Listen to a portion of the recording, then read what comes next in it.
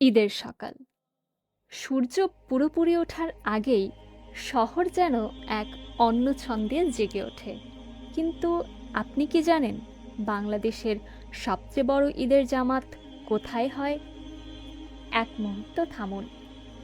ঢাকা নয়, চট্টগ্রাম নয়, উত্তরের এক প্রাচীন শহর দিনাজপুর। আপনি দেখছেন Northcast. This is roots of the north.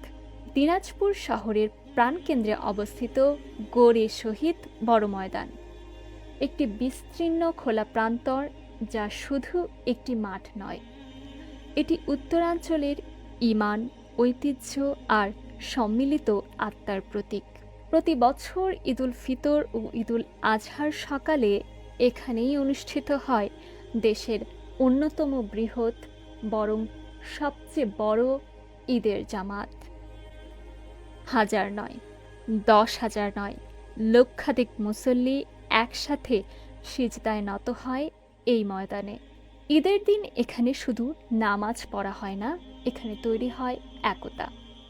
ধনী গরিব, গ্রাম শহর, ছোট বড়, সবাই একই কাতারে। এই দৃশ্য শুধু ধর্মীয় আয়োজন নয়, এটি উত্তরবঙ্গের শক্তি, শৃঙ্খলা আর সম্মিলিত চেতনার প্রতিচ্ছবি।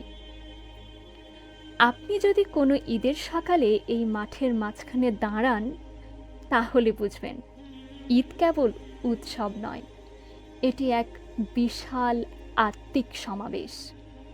আর সেই সমাবেশের হৃদয় দিনাজপুরের গোরে শহীদ বড় ময়দান।